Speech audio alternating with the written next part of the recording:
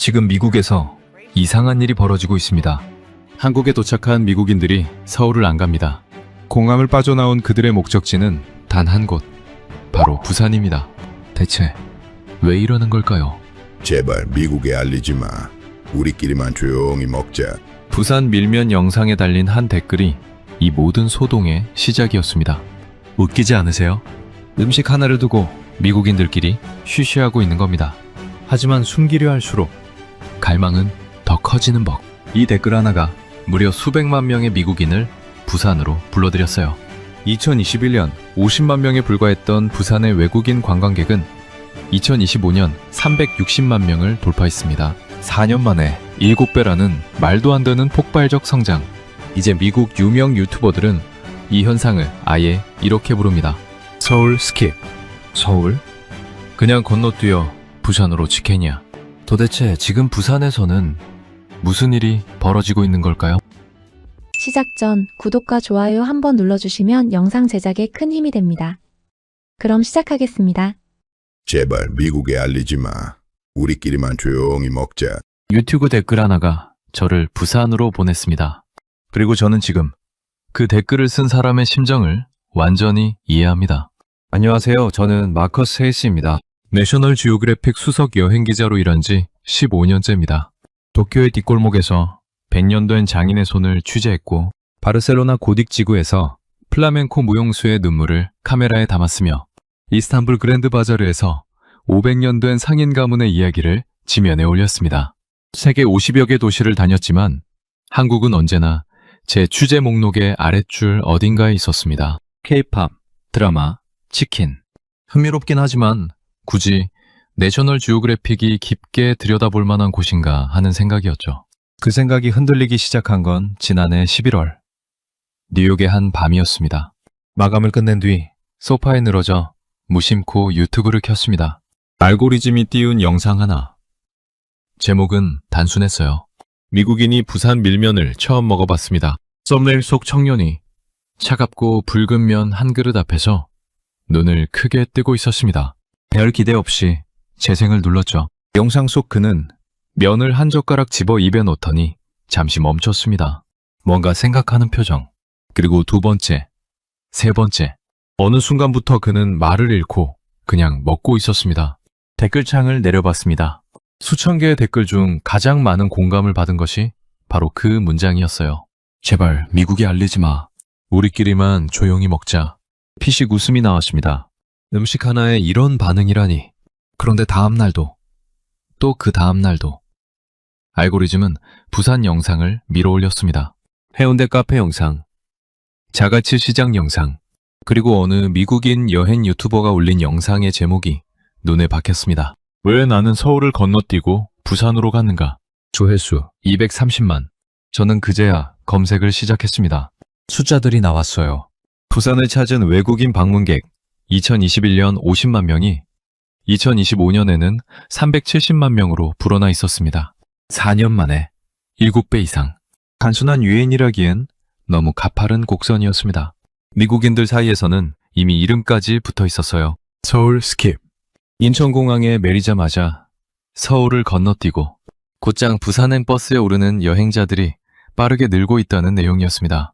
마침 그때 편집장 메시지가 왔습니다. 마커스, 요즘 미국인들이 부산에 미쳤다는데 가서 뭔지 알아봐. 솔직히 말하면 탐탁지 않았습니다.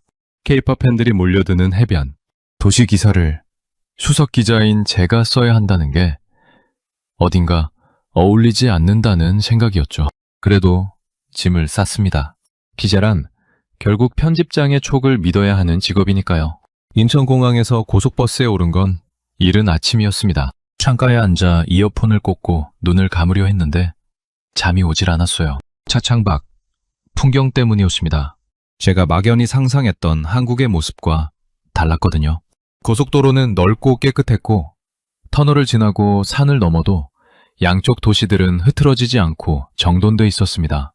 그리고 내리막을 내려서며 부산의 스카이라인이 처음 시야에 들어왔을 때 저는 자신도 모르게 등받이에서 몸을 앞으로 당겼습니다.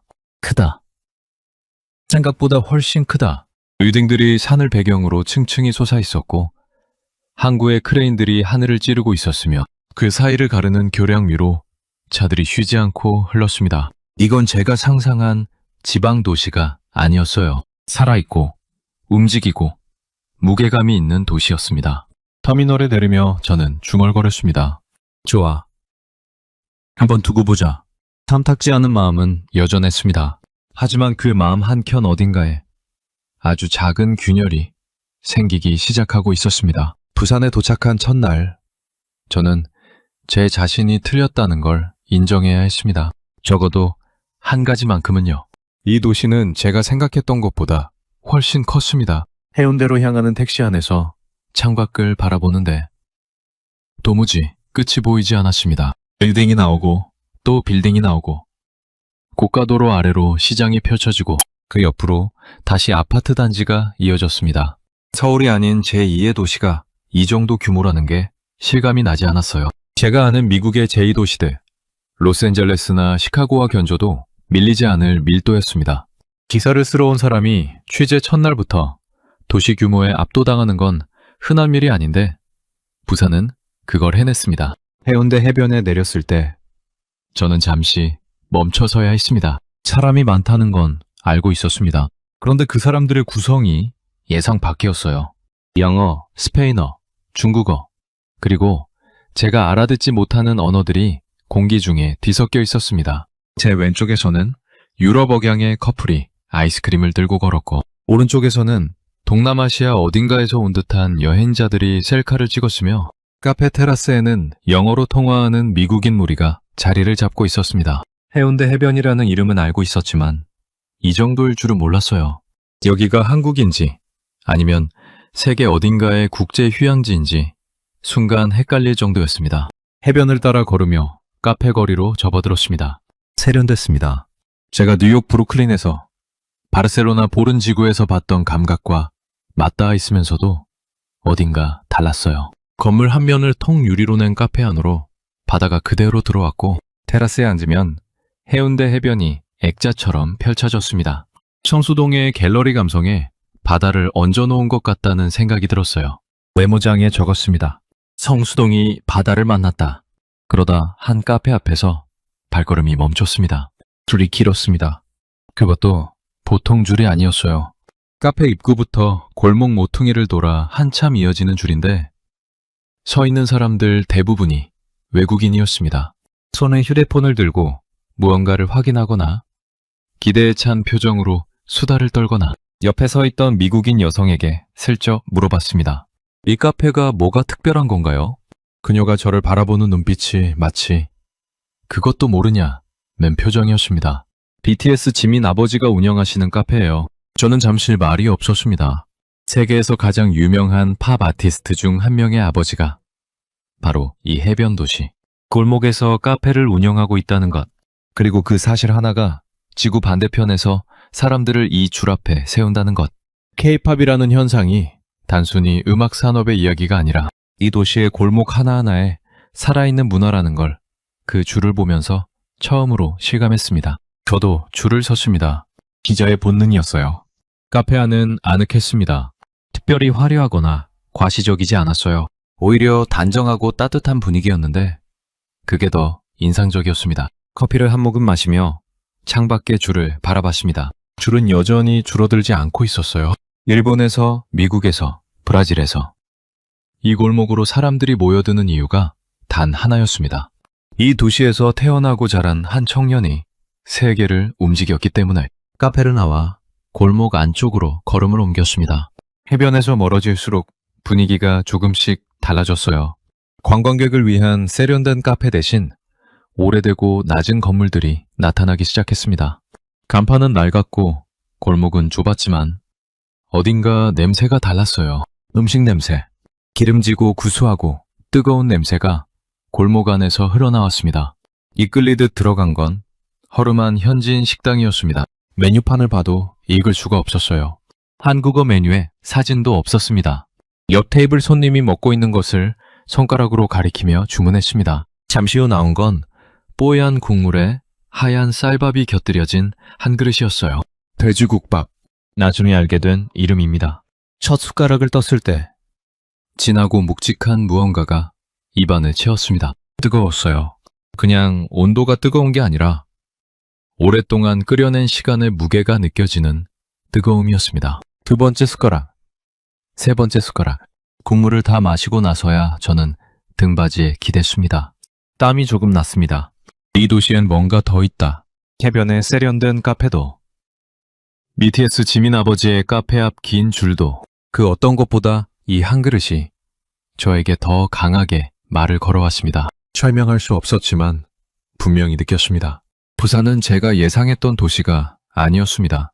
표면 아래 뭔가 두텁고 단단한 것이 있는 도시. 그것이 무엇인지는 아직 몰랐습니다. 하지만 반드시 찾아내야겠다는 생각이 들었습니다. 그것이 진짜 취재의 시작이었습니다. 밀면 골목을 찾아가기로 한 건 순전히 그 댓글 때문이었습니다. 우리끼리만 조용히 먹자. 뉴욕 소파에서 피식 웃고 넘겼던 그 문장이 부산에 와서 자꾸 머릿속에 떠올랐습니다. 돼지국밥 한 그릇에 이미 한 번 흔들린 터였으니까요. 음식 하나에 저렇게 반응하는 사람들이 수천 명이라면 직접 가봐야 한다는 게 기자의 본능이었습니다. 숙소에서 검색해 찾아낸 밀면 골목은 해운대에서 버스로 30분 거리였어요. 오래된 간판들이 줄지어선 골목 입구에서 잠시 멈췄습니다. 관광객을 위해 꾸며진 곳이 아니었어요. 현지인들이 오래전부터 드나들던 그냥 동네 식당 골목이었습니다. 들어간 가게는 좁고 오래됐습니다. 테이블 4개, 벽에는 오래된 사진 몇 장과 손으로 쓴 메뉴판이 전부였어요. 주인 할머니는 제가 들어서자 말없이 자리를 가리켰습니다.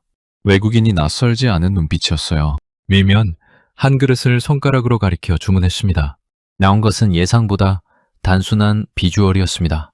차가운 육수에 잠긴 면, 위에 얹힌 계란 반쪽과 오이 몇 조각, 그리고 붉은 양념장. 냉면과 비슷해 보였지만 면의 색깔이 달랐어요. 좀 더 노랗고 두꺼웠습니다. 첫 젓가락을 들었습니다. 낯설었습니다. 차가운데 육수가 묵직했고 면은 생각보다 훨씬 쫄깃했습니다. 달콤하면서도 새콤하고 그 뒤에 은근한 고소함이 따라왔어요. 정확히 어떤 맛이라고 규정하기가 어려웠습니다. 제가 아는 어떤 음식과도 딱 떨어지게 비교가 되지 않았거든요. 그릇을 내려놓으며 잠깐 생각했습니다. 맛있는 건지 아닌 건지조차 아직 판단이 서지 않았어요. 그때 두 번째 그릇을 시키고 있는 제 손이 보였습니다. 몸이 먼저 알고 있었던 겁니다. 머리가 판단을 내리기도 전에 손이 먼저 움직였어요. 두 번째 그릇이 나왔을 때는 조금 달랐습니다. 처음보다 육수의 깊이가 느껴졌고 면을 씹는 감각이 더 선명해졌어요. 뭔가에 서서히 눈이 적응되듯 혀도 이 맛에 적응해가고 있었습니다. 바로 그때 옆 테이블에서 냄새가 왔습니다. 고소하고 묵직한 냄새. 돌아보니 중년 남자 손님이 커다란 만두 한 판을 앞에 두고 있었어요. 왕만두였습니다. 손바닥만한 크기의 만두가 접시 위에 6개. 김이 모락모락 올라왔습니다. 저도 모르게 시선이 그쪽에 고정됐습니다. 남자가 슬쩍 저를 보더니 피식 웃으며 만두 쪽으로 턱짓을 했습니다. 권하는 눈빛이었어요. 저는 주인 할머니에게 그것도 손가락으로 가리켰습니다. 만두를 한 입 베어 물었을 때 뜨거운 육즙이 터져나왔습니다. 반사적으로 눈을 감았어요. 두툼한 피 안에 고기와 두부와 채소가 꽉 차 있었고 간이 깊었습니다. 밀면의 차가운 육수와 뜨거운 만두를 번갈아 먹는 조합이 묘하게 맞아떨어졌어요. 차갑고 뜨겁고 쫄깃하고 부드럽고 서로 다른 두 가지가 한 테이블 위에서 완벽하게 어울렸습니다. 만두 한 판을 다 비웠습니다. 밀면도 결국 세 그릇이 됐어요. 배를 두드리며 자리에 기댔을 때 주인 할머니가 물수건을 내밀었습니다. 받으며 웃었더니 할머니도 웃었어요. 통역도 공통 언어도 없었지만 그 순간만큼은 아무것도 필요하지 않았습니다. 조심스럽게 물었습니다. 번역 앱을 켜서 이 음식이 어디서 왔냐고. 할머니는 잠시 저를 바라보다가 입을 열었습니다. 번역 앱이 또박또박 문장을 뱉어냈어요. 전쟁 때 북에서 내려온 분들이 만든 거예요. 냉면 해 먹고 싶은데 메밀이 없으니까 미군들이 준 밀가루로 만든 거죠. 그게 밀면이에요. 저는 젓가락을 내려놓았습니다. 전쟁, 피난, 밀가루 한 포대, 고향의 냉면을 포기할 수 없었던 실향민의 손. 이 차갑고 쫄깃한 면 한 그릇이 그렇게 태어났습니다. 부산에 내려온 피난민들이 먹고 살기 위해, 고향의 맛을 잊지 않기 위해 인맨 재료로 만들어낸 음식. 그것이 70년이 지난 지금 지구 반대편 미국인들이 우리끼리만 먹자고 댓글을 달며 지켜내려는 맛이 된 겁니다. 취재 노트를 펼쳐 뭔가를 쓰려다 멈췄습니다. 뭐라고 써야 할지 몰랐어요. 한참 만에 딱 한 줄만 적었습니다. 이건 음식이 아니라 역사다. 자갈치 시장에 간 건 새벽 5시였습니다. 여행 기자 생활을 하면서 배운 것이 하나 있다면 도시의 진짜 얼굴은 해가 뜨기 전에 드러난다는 겁니다. 관광객이 없고 조명이 없고 꾸밈이 없는 시간. 그 시간에 움직이는 사람들이 그 도시를 실제로 살아가는 사람들이에요. 자갈치 시장은 그런 의미에서 완벽한 장소였습니다. 새벽 공기는 차고 짰습니다. 바다 냄새와 생선 비린내가 뒤섞인 냄새가 골목 어기부터 밀려왔어요. 어떤 사람들은 이 냄새를 불쾌하다고 할 수도 있겠지만 저는 달랐습니다.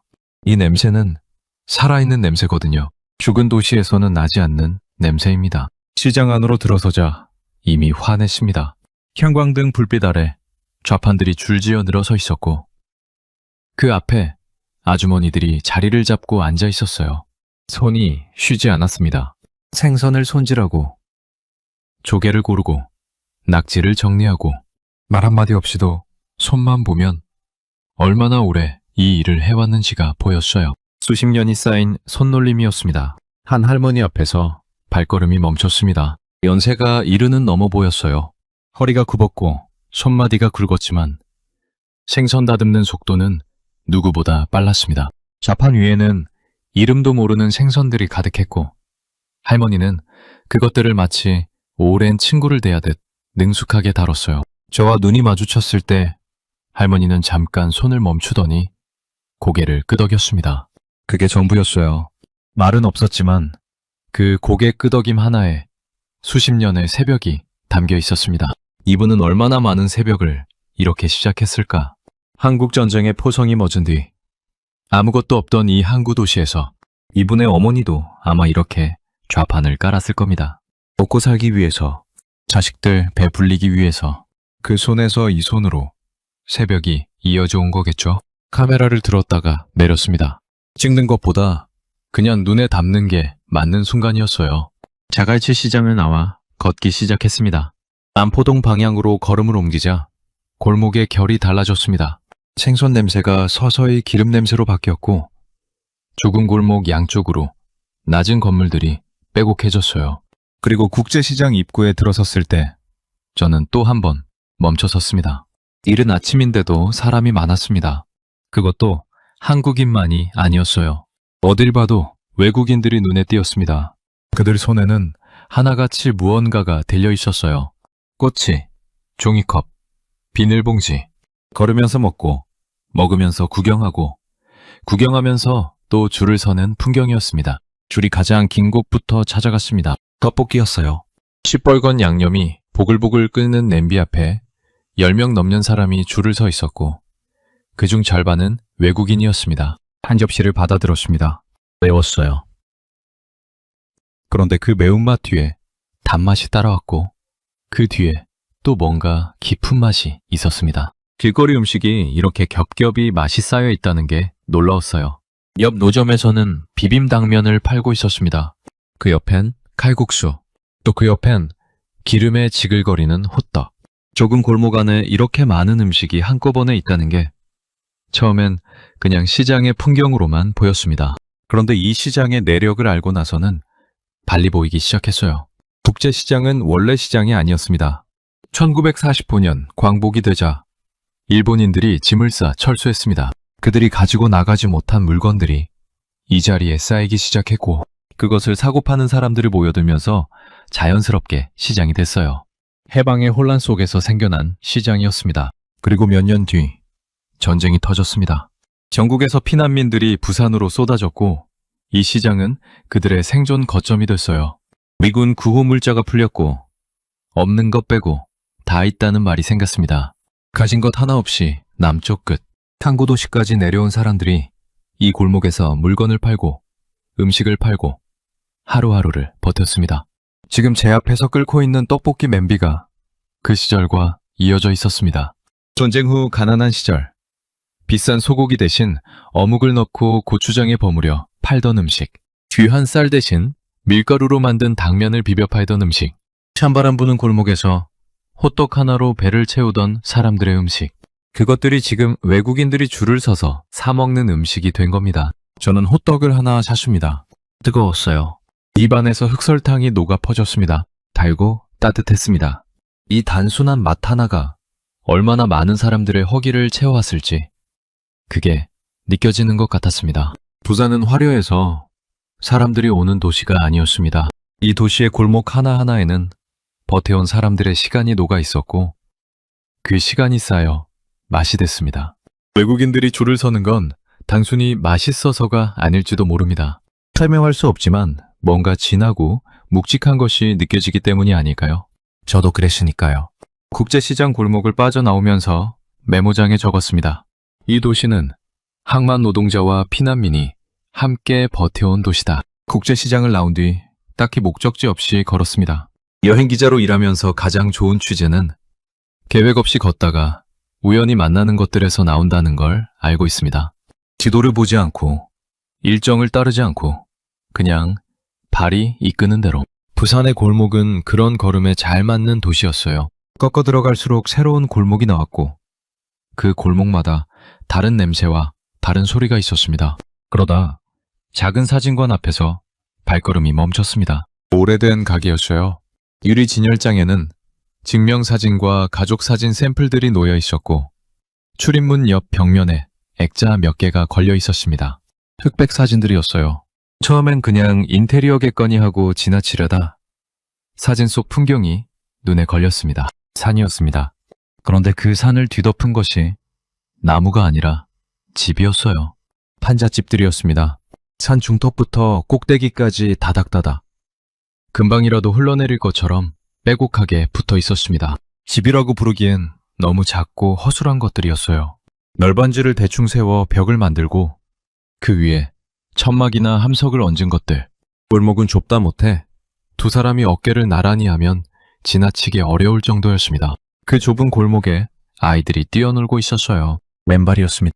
사진 아래 작은 글씨로 연도가 적혀 있었습니다. 1951년. 저는 한참 그 사진 앞에 서 있었습니다. 휴대폰을 꺼내 지금 제가 서 있는 부산 골목을 찍었습니다. 그리고 사진관 벽에 흑백 사진과 번갈아 봤어요. 같은 하늘 아래, 같은 땅 위의 이야기였습니다. 불과 70여 년 전 이 도시의 모습이었습니다. 사진관 안쪽에서 주인 할아버지가 나왔습니다. 제가 사진을 들여다보고 있는 걸 보더니 말없이 옆에 서서 같이 바라봤어요. 번역 앱을 켜서 물었습니다. 이 사진 지금 어디쯤인가요?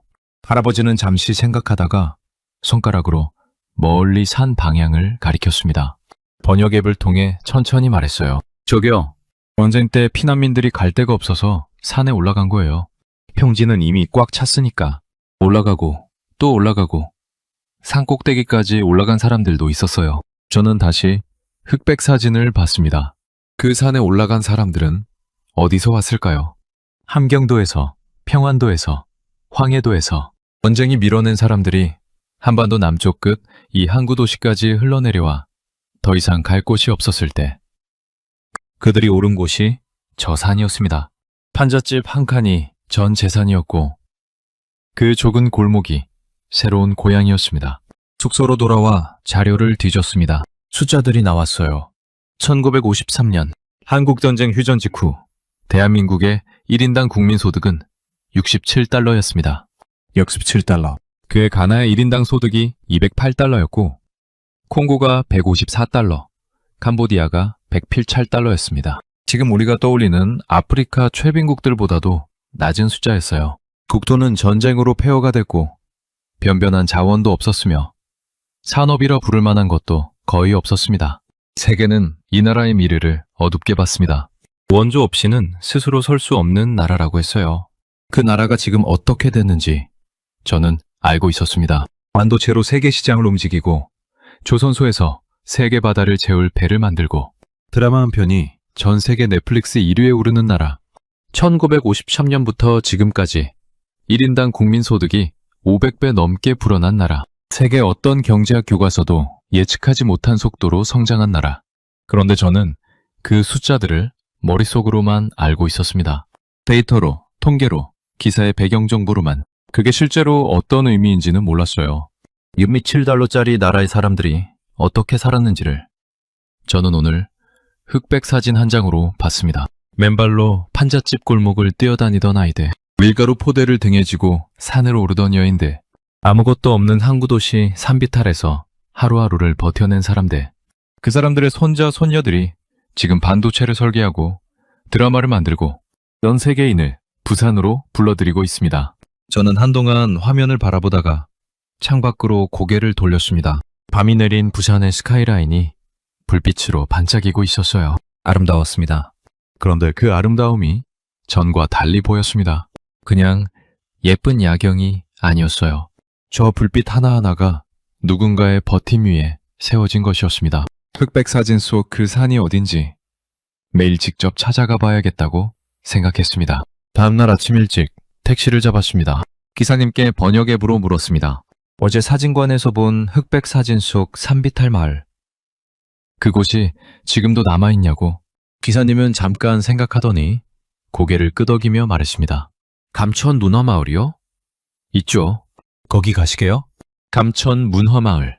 처음 들어보는 이름이었습니다. 택시가 산 쪽으로 올라가기 시작하자 풍경이 달라졌습니다. 시내 넓은 도로가 좁아지고 건물들이 낮아지고 골목이 구불구불해졌어요. 그리고 커브를 하나 돌았을 때 갑자기 시야가 열렸습니다. 저는 저도 모르게 작게 탄성을 냈습니다. 산 전체가 집이었습니다. 그런데 어제 흑백 사진 속 판잣집들이 아니었어요. 파스텔 톤의 집들이 산비탈을 따라 계단식으로 층층이 올라서 있었습니다. 하늘색, 노란색, 분홍색, 초록색. 지중해 어느 해안마을에서 본 것 같기도 하고 중남미의 알록달록한 언덕마을 같기도 했지만 어느 쪽과도 정확히 같지는 않았어요. 오직 이곳에서만 볼 수 있는 풍경이었습니다. 택시에서 내려 골목으로 들어섰습니다. 마을 안은 미로였습니다. 계단이 나오면 올라가고 골목이 꺾이면 따라가고 어디서 왔는지 어디로 가는지 금방 알 수 없게 되는 구조였어요. 그런데 그 미로 속에서 마주치는 것들이 예사롭지 않았습니다. 벽마다 벽화가 그려져 있었고 좁은 골목 한켠에 조형물이 놓여 있었으며 작은 갤러리와 카페가 빈집을 고쳐 문을 열고 있었습니다. 그리고 그 골목 안에 외국인들이 가득했어요. 유럽에서, 미국에서, 일본에서, 동남아시아에서 저마다 카메라를 들고 골목을 걸으며 뭔가를 담고 있었습니다. 그런데 마을을 걷다 보니 벽화와 조형물보다 더 눈에 들어오는 것이 있었습니다. 집들의 배치였어요. 산비탈에 지어진 집들인데 앞집이 뒷집의 시야를 막지 않도록 계단식으로 지어져 있었습니다. 내 집을 짓되 뒷집의 햇빛과 전망을 빼앗지 않겠다는 배려. 아무것도 없던 시절, 갈 곳 없어 산에 올라온 피난민들이 서로의 처지를 알면서 지어낸 배치였습니다. 설계도가 있었을 리 없어요. 건축가가 있었을 리도 없습니다. 그냥 사람들이 서로를 생각하며 만들어낸 구조였어요. 저는 그 사실이 어떤 통계나 수치보다 더 크게 와닿았습니다. 가난했지만 배려가 있었습니다. 아무것도 없었지만 서로가 있었습니다. 마을 안쪽 작은 안내판 앞에 멈췄습니다. 번역 앱으로 내용을 읽었어요. 1955년 한국전쟁 피난민들이 갈 곳 없어 이 산비탈을 개간하기 시작했다고 적혀 있었습니다. 판잣집 천여 가구가 들어섰고 오랫동안 부산에서도 잊힌 동네였다고. 그러다 2009년 마을미술 프로젝트가 시작됐습니다. 지역 예술가들과 대학생들 그리고 마을 주민들이 함께 벽에 그림을 그리고 빈집을 문화공간으로 바꾸고 골목에 조형물을 세웠습니다. 버려질 뻔했던 마을이 그렇게 되살아났어요. 지금 이 마을을 찾는 방문객은 연간 200만 명에 가깝습니다. 저는 계단에 잠시 앉았습니다. 마을 아래로 부산 시내가 내려다 보였고 더 멀리 부산항이 보였습니다. 크레인들이 하늘을 찌르고 있었고 컨테이너선이 항구에 들어오고 있었습니다. 1951년 흑백 사진 속 그 산비탈에서 지금 세계인이 카메라를 들고 줄을 서는 마을이 됐습니다. 도시재생의 교과서라는 말이 있습니다. 유럽의 낡은 산업도시들이 문화를 입혀 되살아난 사례들이죠. 저는 그런 도시들을 여럿 취재했습니다. 독일의 루르 지방, 영국의 맨체스터, 스페인의 빌바오. 그 도시들의 이야기를 쓰면서 도시재생의 선례는 유럽에 있다고 생각했어요. 그런데 이 산비탈을 보면서 생각이 바뀌었습니다. 유럽의 도시재생은 쇠락한 산업도시를 되살린 이야기입니다. 하지만 감천 문화마을은 달랐어요. 전쟁의 상처가 가장 깊은 곳, 피난민들이 마지막으로 기댄 산비탈이 예술과 사람의 힘으로 되살아난 이야기였습니다. 폐허에서 시작해서 예술로 꼽힌 이야기. 이건 유럽 어디에도 없는 절이었어요. 골목을 빠져나오면서 한 어르신과 눈이 마주쳤습니다. 아마도 오래전부터 이 마을에 사셨을 것 같은 분이었어요. 흰 머리, 굽은 허리. 그러나 눈빛은 또렷했습니다. 원역앱도 켜지 않은 채 그냥 고개를 숙였습니다. 어르신도 고개를 끄덕이셨어요. 말은 없었지만 그 순간 저는 알 것 같았습니다. 이분이 이 마을을 지켜온 시간이, 이 파스텔빛 골목이 존재하는 이유라는 것에. 화려한 조명도 대규모 개발도 아니었습니다. 그냥 이 자리를 떠나지 않고 버텨온 사람들이 있었기 때문에 이 마을이 살아남았습니다. 마을 입구로 내려오며 메모장을 열었습니다. 도시재생의 교과서를 쓴 건 유럽이 아니라 이 산비탈이었다. 감천 문화마을을 내려온 날 오후, 저는 해운대로 다시 돌아왔습니다. 처음 이곳에 도착했을 때와 같은 거리였습니다. 같은 카페들, 같은 해변, 같은 외국인 무리. 그런데 보이는 것이 달랐어요. 첫날에는 그냥 세련된 관광지로 보였던 이 풍경이 지금은 전혀 다른 무게로 느껴졌습니다. 저 사람들이 왜 여기 있는지, 이 도시가 어떤 시간을 거쳐 지금에 이르렀는지를 알고 난 뒤였으니까요. 카페 테라스에 자리를 잡고 앉아 수첩을 펼쳤습니다. 뉴욕에서 출발하기 전 검색해뒀던 통계를 다시 꺼냈어요. 부산을 찾은 외국인 방문객 2021년 50만 명, 2025년 370만 명. 그때는 그냥 숫자로 봤습니다. 흥미로운 데이터, 기사의 근거가 될 수치. 그런데 지금은 달랐어요. 이 숫자가 단순한 관광 통계가 아니었습니다. 밀면 골목의 할머니, 자갈치 시장의 새벽, 국제시장의 떡볶이 맨비, 감천 문화마을의 파스텔 골목. 그 모든 것들이 세계 사람들에게 닿고 있다는 이야기였습니다. 4년 만에 7배. 이건 유행이 아니었어요. 뭔가 진짜인 것이 있기 때문에 사람들이 오는 겁니다. 그때 옆 테이블에서 한국말이 들렸습니다. 그런데 억양이 조금 달랐어요. 한국말인데 어딘가 미국식 리듬이 섞여 있었습니다. 돌아보니 30대 중반쯤 돼 보이는 남자가 노트북을 펴놓고 통화를 하고 있었어요. 통화가 끝나자 저는 번역 앱을 켜서 실례를 무릅쓰고 말을 걸었습니다. 혹시 교포냐고. 남자는 웃으며 고개를 끄덕였어요. LA에서 왔다고 했습니다. 부산이 고향인 부모님을 따라 어릴 때 미국으로 건너갔고 지금은 LA에서 회사를 다니고 있다고. 이번에 부모님과 함께 오랜만에 고향을 찾았다고 했습니다. 저는 물었습니다. 부모님이 고향에 돌아오셔서 어떠셨냐고. 남자의 표정이 잠깐 달라졌습니다. 뭔가를 고르는 것 같은 표정이었어요. 그러다 천천히 말했습니다. 저희 아버지가 부산 보시고 우셨어요. 저는 말없이 기다렸습니다. 여기서 사실 때는 정말 아무것도 없었다고 하시더라고요. 한관에서 집 나르는 일 하셨는데 하루 벌어 하루 먹는 거였다고. 자식들 미국 보내려고 그렇게 일하셨던 거고요.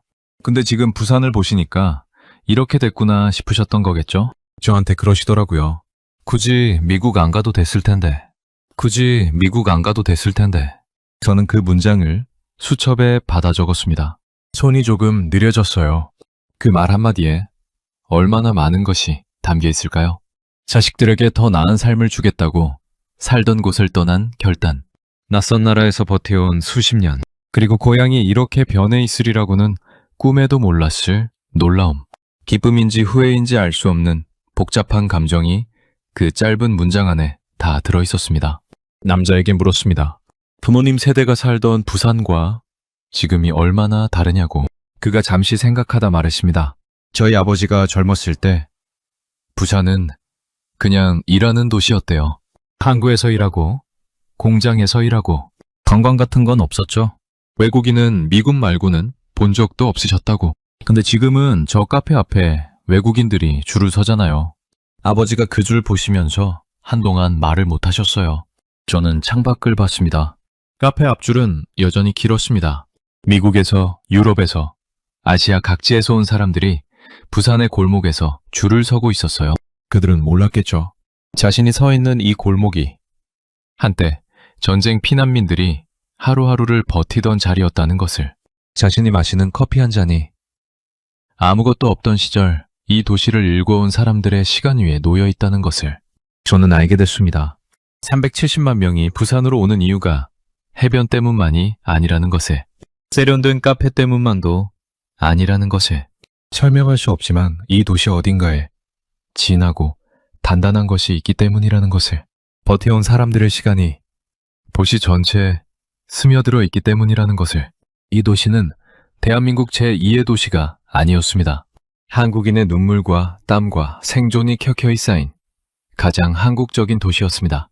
그리고 그것이 지금 세계를 부산으로 불러들이고 있었습니다. 수첩을 덮으며 저는 생각했습니다. 내일이면 기사를 써야 합니다.